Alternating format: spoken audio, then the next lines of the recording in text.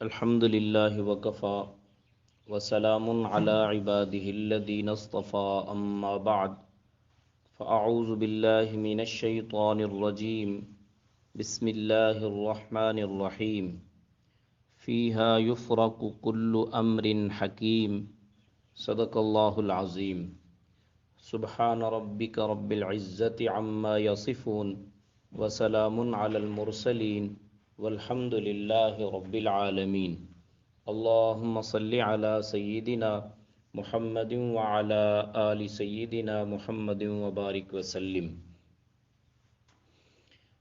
اللہ رب العزت کا احسان ہے کہ جس نے ہمیں ایمان کی دولت عطا فرمائی اور ایمان کی حفاظت کے ذریعے اور اسباب عام فرما دیے۔ ہم جس ماہ معظم میں موجود ہیں یہ شعبان المعظم کا محترم اور بابرکت مہینہ ہے۔ آپ صلی اللہ علیہ وسلم رجب سے رمضان المبارک کی انتظار فرمایا کرتے اور ارشاد فرماتے، دعا مانگتے تھے، اللہم بارک لنا فی رجب و شعبان و بلغنا رمضان، کہ اللہ ہمارے لیے رجب میں بھی برکت دے، شعبان میں بھی برکت دے اور ہمیں عافیت کے ساتھ رمضان تک پہنچا دے۔ تو شعبان اور رمضان آپ صلی اللہ علیہ وسلم شعبان اور رجب ان دو مہینوں میں رمضان المبارک کی انتظار فرمایا کرتے اور دعائیں مانگا کرتے تھے۔ ایک حدیث پاک میں ہے، نبی علیہ السلام نے ارشاد فرمایا کہ رجب اللہ کا مہینہ ہے اور شعبان میرا مہینہ ہے اور رمضان میری امت کا مہینہ ہے۔ تو شعبان کو محبوب صلی اللہ علیہ وسلم نے اپنا مہینہ قرار دیا۔ چنانچہ حضرت عائشہ صدیقہ رضی اللہ تعالیٰ عنہ فرماتی ہیں، میں نے حضور صلی اللہ علیہ وسلم کو رمضان کے علاوہ سب سے زیادہ جس ماہ میں روزے رکھتے ہوئے دیکھا وہ شعبان المعظم کا مہینہ ہے۔ آپ صلی اللہ علیہ وسلم رمضان کی تیاری کے لیے شعبان میں کثرت سے روزہ رکھا کرتے تھے۔ ویسے بھی رسول اللہ صلی اللہ علیہ وسلم کا معمول تھا، آپ صلی اللہ علیہ وسلم ہر ماہ میں 3 روزے رکھا کرتے تھے اور ان کو ایام بیض کا روزہ کہا جاتا ہے۔ ہر مہینے کی 13، 14 اور 15 تاریخ کو آپ صلی اللہ علیہ وسلم روزے کا اہتمام فرماتے اور امت کو ترغیب بھی دی ہے۔ تو ہمیں چاہیے کہ ہم رمضان المبارک کی تیاری میں شعبان المعظم میں روزوں کا بھی اہتمام کریں، کم از کم ایام بیض کے روزے تو رکھ لیا کریں، اور ہر مہینے میں 3 روزے ہر چاند کی 13، 14 اور 15 تاریخ کو روزہ رکھنے کا معمول بنا لیں۔ یہ نفل روزے ہیں، جو بندہ ہر ماہ کی 3 دن روزے رکھتا ہے اللہ رب العزت قیامت کے دن اسے سارا سال روزہ رکھنے والوں میں کھڑا فرمائیں گے۔ اور اس شعبان المعظم میں ایک رات ہے، 15 شعبان کی رات، نصف شعبان کی رات، جسے شب براءت بھی کہا جاتا ہے۔ شب براءت کا مطلب ہے گناہوں سے بری کر دینے والی رات۔ چنانچہ رسول اللہ صلی اللہ علیہ وسلم کے ارشادات میں موجود ہے کہ 15 شعبان کی رات جب آتی ہے تو سورج غروب ہوتے ہی آسمان سے اللہ رب العزت کی رحمت کے فرشتے اترتے ہیں اور اللہ تعالیٰ کی رحمت آواز دیتی ہے کوئی مجھ سے مغفرت مانگنے والا کہ میں اس کی بخشش کر دوں، ہے کوئی مجھ سے عزت مانگنے والا تو میں اس کو عزت عطا کر دوں، ہے کوئی جس کی جھولی اولاد سے خالی ہو وہ اولاد مانگے تو میں اسے اولاد عطا کروں، کوئی رزق مانگے تو اسے رزق عطا کروں۔ اللہ رب العزت کی رحمت آدھی رات کے بعد آسمان دنیا پر آ جاتی ہے اور آواز دیتی ہے حل من مستغفرن، ہے کوئی بخشش مانگنے والا کہ میں اس کی بخشش کر دوں۔ تو اللہ رب العزت کی رحمت نزول فرماتی ہے اور ملائکۃ الرحمن اللہ کی رحمت کو لے کر اترتے ہیں، اور اللہ رب العزت اس رات میں بنو کلب کی بکریوں کے بالوں سے بھی زیادہ گنہگار لوگوں کی بخشش اور مغفرت کا فیصلہ فرما دیتے ہیں۔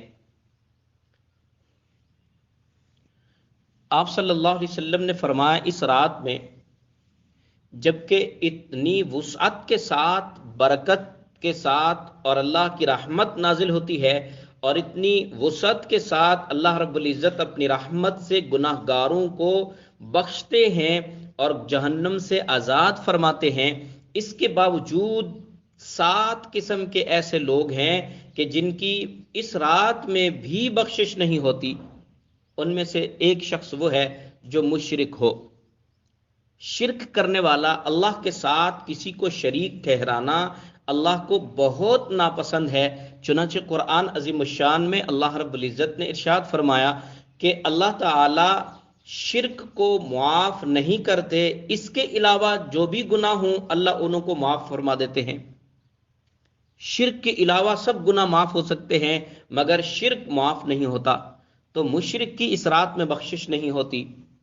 اور دوسرا وہ شخص جو والدین کی نافرمانی کرنے والا ہو، اللہ رب العزت اس کو بھی اس رات میں بخشش عطا نہیں کرتے۔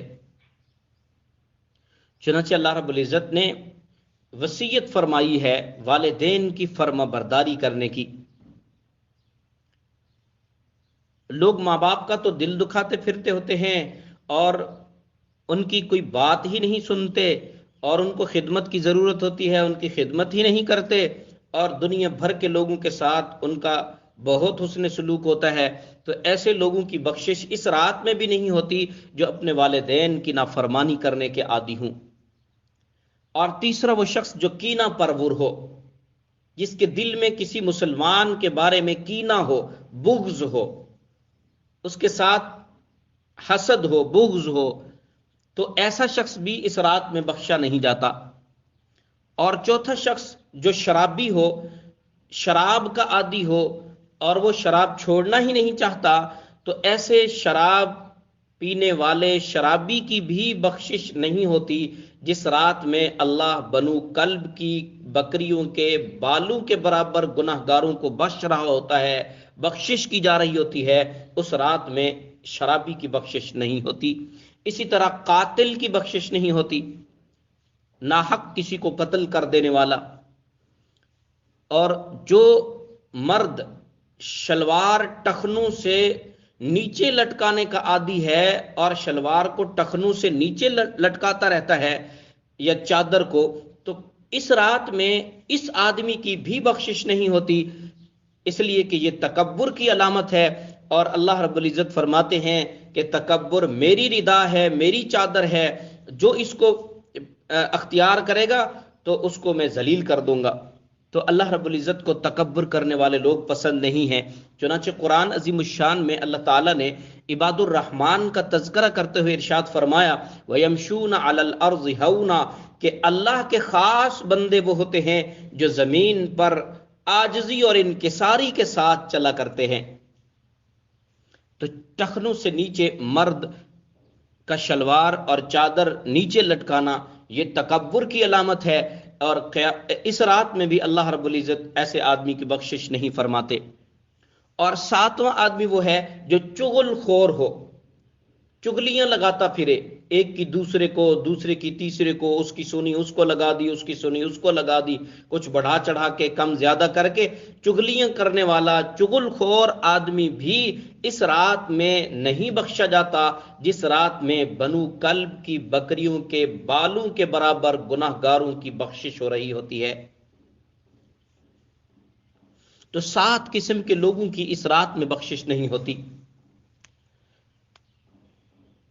اللہ رب العزت کی طرف سے رحمت آواز دے رہی ہوتی ہے اور بندے غفلت میں پڑے ہوتے ہیں، سخی دینا چاہتا ہے، لینے والا ہی کوئی نہیں ملتا۔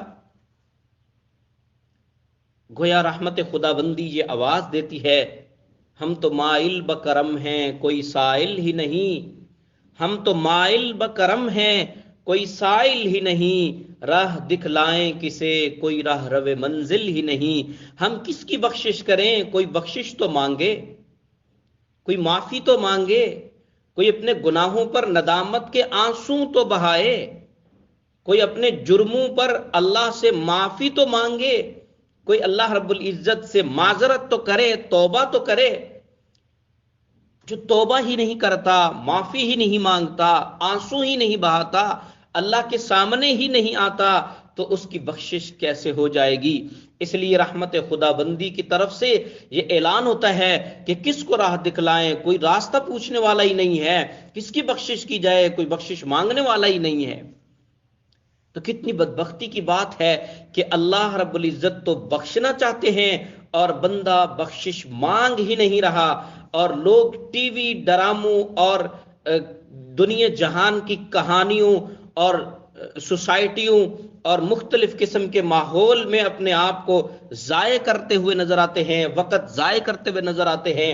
حقیقت بات یہ ہے کہ اگر انسان میں عقل ہو اور شعور ہو اور اللہ کے ساتھ کچھ تعلق ہو اور آخرت کا فکر اور قبر اور حشر کا کچھ فکر ہو، تو آدمی کے لیے ہر رات شب قدر اور شب براءت سے بڑھ کر ہے کہ ہر رات اس کے لیے آدمی یہ سمجھے کہ شاید میری زندگی کی آخری رات ہو اور میں سو جاؤں تو اسی طرح ہی قیامت تک کے لیے سلا دیے جاؤں۔ تو اس لیے انسان کو چاہیے کہ ہر رات کو شب قدر جانے، لیلۃ القدر جانے، ہر رات کو شب براءت جانے۔ کیا خبر یہ زندگی کی آخری رات ہو اور آئندہ کوئی لمحہ ملے یا نہ ملے، آج اور ابھی ہی اپنی بخشش کروا لی جائے، آنسو بہا لیے جائیں، معافی مانگ لی جائے، توبہ کر لی جائے، استغفار کر لیا جائے اور اللہ رب العزت کو منا لیا جائے، تاکہ کل قیامت کے دن پروردگار کے سامنے شرمندہ نہ ہوں، بلکہ ہم اس حال میں کھڑے ہوں کہ اللہ ہم سے راضی ہو اور ہم اللہ کے دیے ہوئے انعامات حاصل کرنے میں راضی ہوں۔ اس لیے ہمیں چاہیے کہ ہم 15 شعبان کی رات شب براءت کا خاص اہتمام کریں اور خاص اس کی حفاظت کریں۔ بہتر تو یہ ہے کہ 3 دن روزے رکھے جائیں جیسے ایام 20 کے روزے ہوتے، نفل روزے ہیں، اور اگر نہیں تو صرف 15 شعبان کا روزہ، 15 شعبان کا صرف روزہ نہیں ہوتا بلکہ 3 روزے ہوتے، 13، 14 اور 15 کا۔ ہاں اگر اس نیت سے رکھ لیں کہ نبی علیہ السلام ہر مہینے میں 13، 14، 15 رمضان کو روزے رکھتے تھے، تو ہم بھی 15 تاریخ کو اسی سنت کی اتباع میں روزہ رکھ رہے ہیں، تو پھر تو ٹھیک ہے۔ صرف 15 شعبان کا روزہ علیحدہ سے شب براءت کی وجہ سے نہیں ہوتا، اور شب براءت میں کوئی خاص قسم کی عبادت نہیں ہے۔ لوگ ضد کرتے ہیں کہ جناب ہمیں تو نوافل اس صورت میں پڑھنے کہ ہم صلاۃ التسبیح پڑھیں، خواتین صلاۃ التسبیح پڑھیں، مجمع لگائے جائیں اور کمکمے جلائے جائیں اور حلوے بنائے جائیں اور دیگیں پکائی جائیں اور خیرات کے انتظامات کیے جائیں۔ یہ سب چیزیں اللہ رب العزت کے پیارے پیغمبر صلی اللہ علیہ وسلم کی شریعت طیبہ میں روا نہیں ہیں، ان سب چیزوں کی ضرورت نہیں ہے۔ یہ تو نفل عبادت ہے، اور نفل عبادت میں تنہائی کی ضرورت ہوتی ہے، اجتماع کی ضرورت نہیں ہوتی۔ اجتماع اور لوگوں کو اکٹھا کرنا ضروری نہیں ہوتا، بلکہ گھر کے کسی کونے میں بیٹھ کے اللہ کے ساتھ لو لگانا ہوتے ہیں اور دعاؤں میں وقت گزارنا ہوتا ہے۔ اور نفل عبادت میں نفل نماز پڑھی جا سکتی ہے، نوافل پڑھتے رہے۔ نبی علیہ السلام سے پوچھا گیا، حضرت عائشہ صدیقہ رضی اللہ تعالیٰ عنہ سے پوچھا گیا، تو حضرت عائشہ رضی اللہ تعالیٰ عنہ نے فرمایا نبی علیہ السلام نے اتنی لمبی لمبی رکعتیں پڑھتے تھے کہ یوں محسوس ہوتا کہ بس صحابہ کرام کی حالت یہ ہوتی کہ پرندے ان پر بیٹھ جایا کرتے تھے۔ لمبی لمبی رکعتیں پڑھنا، اور اتنی لمبی رکعتیں کیسے ہوں؟ ہمیں تو قل هو اللہ کے علاوہ کچھ آتا ہی نہیں، تو قرآن یاد ہو تو بندہ پھر قرآن کھڑا ہو کے پڑھے اور پھر اس کی رکعتیں لمبی ہوں، یہ شوق ہی نہیں رہا۔ تو اس لیے ہمیں چاہیے کہ قرآن کا کچھ حصہ حفظ کیا جائے تاکہ ہماری رات کی اور تنہائی کی جو نمازیں ہیں، نفل نمازیں، وہ لمبی سے لمبی رکعتوں کے ساتھ پڑھی جا سکیں۔ تو اس رات میں کرنا کیا ہے، اس رات میں کرنے کا عمل کیا ہے؟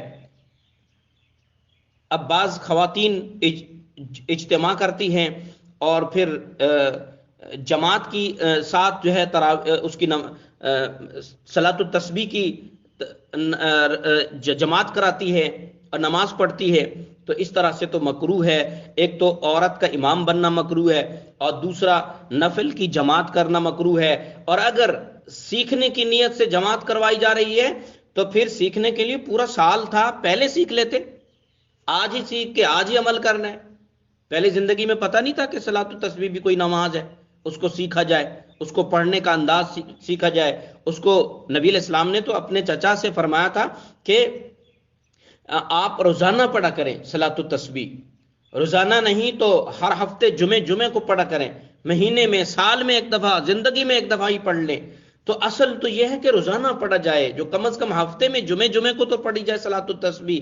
اگر زندگی میں یہ معمول ہوتا تو آج اس کی جماعت کی ضرورت نہ پڑتی اور آج اس کی تعلیم کی ضرورت نہ ہوتی۔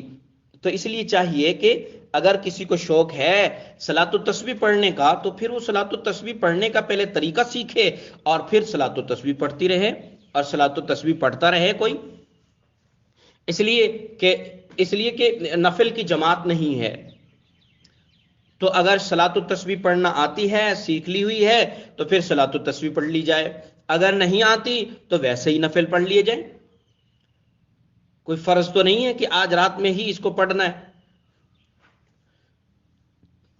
تو اس لیے نوافل کا اہتمام، 4 قسم کے اعمال کرنے چاہیے اس رات میں، لمبی لمبی رکعتوں کے ساتھ نفل پڑھنے جائیں، اور وہ بھی خلوت میں۔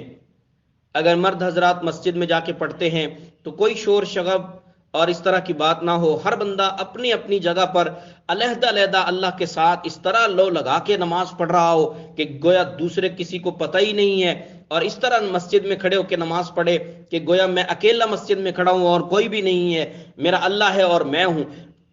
ہر آدمی اس طرح سے نماز پڑھے۔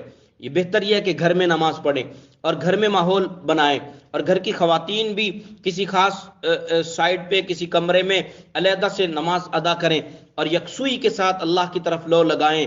اور ایک تو نوافل کے ادا کرنے کا اہتمام کیا جائے، اور دوسرا قرآن کی تلاوت کی جائے، قرآن پاک کو بیٹھ کر پڑھا جائے، تلاوت کی جائے، جتنا ہو سکے زیادہ سے زیادہ قرآن کی تلاوت کریں اور اللہ کا ذکر کریں، لا الہ الا اللہ، یا تیسرا کلمہ سبحان اللہ والحمد للہ ولا الہ الا اللہ واللہ اکبر ولا حول ولا قوة الا باللہ، اور استغفار، استغفر اللہ ربی من کل ذنب واتوب الیہ، استغفر اللہ الذی لا الہ الا هو الحی القیوم واتوب الیہ۔ اور اسی طرح جو سید الاستغفار ہے اور باقی جو استغفار کے کلمات ہیں، کوئی بھی کسی بھی استغفار سے استغفار کیا جائے، ذکر کیا جائے۔ اور جو کسی شیخ سے بیعت ہیں یا جو ہمارے سلسلہ عالیہ نقشبندیہ مجددیہ سے متعلق ہیں، ان کو مراقبہ کرنا چاہیے، تسبیحات کر کے اس کے بعد آدھا گھنٹہ مراقبہ کر لیں، خلوت میں تنہائی میں بیٹھ کے اللہ کی طرف لو لگا لیں اور دل ہی دل میں اللہ کو یاد کریں، اور المارات الہیہ کو اپنے سینے کے اندر، اپنے دل کے اندر حاصل کرنے کی مشق اور کوشش کریں، اور اللہ رب العزت کا ذکر کثرت سے کریں۔ اور چوتھا عمل جو ہے اس رات میں کرنے والا وہ ہے دعا، اور نبی علیہ السلام نے فرمایا الدعاء مخ العبادہ، دعا عبادت کا مغز ہے، لمبی لمبی دعا مانگنا۔ تو یہ چند قسم کے اعمال ہیں، ان کی پابندی کی جائے، اور نفل روزے کا بھی اہتمام ہو سکے تو بندہ کر لے، اور اس شعبان المعظم میں تو نفل روزوں کا اہتمام کرنا چاہیے، وقتاً فوقتاً روزے رکھنے چاہیے، اور کھانے پینے کی ترتیب کو بھی سیٹ کرنا چاہیے روزوں کی ترتیب کے مطابق، تاکہ رمضان المبارک کا استقبال بھی ہوتا رہے، رمضان کے لیے تیاری بھی ہوتی رہے، اور اللہ رب العزت کی رحمتیں ابھی سے ہماری طرف متوجہ ہو جائیں، اور رمضان المبارک کی جو خاص برکات ہیں وہ ابھی سے ہمیں حاصل ہونا شروع ہو جائیں۔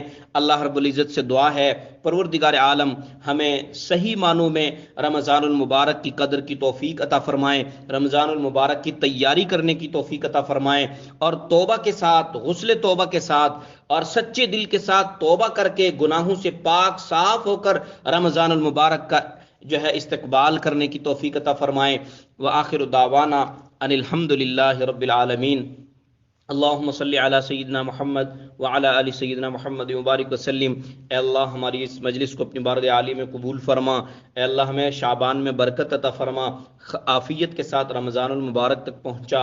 اے اللہ ہمیں رمضان المبارک کی کامل برکات نصیب فرما۔ اے اللہ ہمیں سچی اور سچی توبہ کرنے کی توفیق عطا فرما، توبہ پر استقامت عطا فرما، توبہ کی برکات و ثمرات نصیب فرما۔ اے اللہ اپنی بارگاہ عالی میں قبولیت عطا فرما، اپنے محبوب صلی اللہ علیہ وسلم کے ساتھ سچی محبت، اتباع سنت عطا فرما۔ اے اللہ اتباع سنت کا کامل نور نصیب فرما۔ اے اللہ ہمارے دلوں سے دنیا کی ناپاک محبتوں کو نکال دیجئے۔ اے اللہ ہمارے دلوں کو اپنی محبت سے بھر دیجئے۔ اے اللہ ہمارے دلوں کو اپنی محبت سے لبریز فرما دیجئے۔ اے اللہ ہمارے لیے نیک بننا مشکل ہے، آپ کے لیے ہمیں نیک بنانا کوئی مشکل کام نہیں۔ اے اللہ ہمیں اپنے نیک اور صالح بندوں میں شامل فرما لیجئے۔ اے اللہ ہمارے لیے گناہوں سے بچنا مشکل کام ہے، اے اللہ آپ کے لیے ہمیں گناہوں سے بچانا کوئی مشکل کام نہیں۔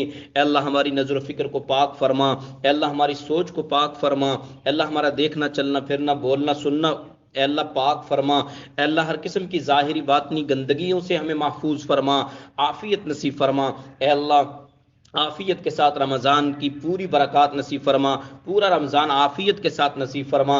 اے اللہ ہمارے مشائخ کی زندگی میں برکت عطا فرما، بالخصوص ہمارے حضرت جی دامت برکات ملالیہ کی زندگی میں عافیت کے ساتھ برکت عطا فرما، ان کے فیض کو پورے عالم میں عام فرما، ہمیں ہماری اولاد و نسلوں کو فیض یاب فرما۔ اے اللہ ہماری ان دعاؤں کو اپنی رحمت سے قبول فرما۔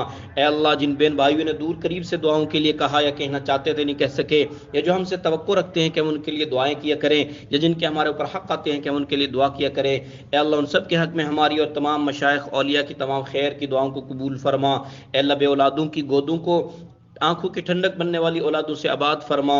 اے اللہ جو بیمار ہیں سب کو شفاء کاملہ عطا فرما، جو ضرورت مند ہیں سب کی ضرورتوں کو غیب کے خزانوں سے پورا فرما۔ اے اللہ ہمیں شب برات کی خاص برکات ہمیں بھی نصیب فرما، بخشش کے فیصلے فرما۔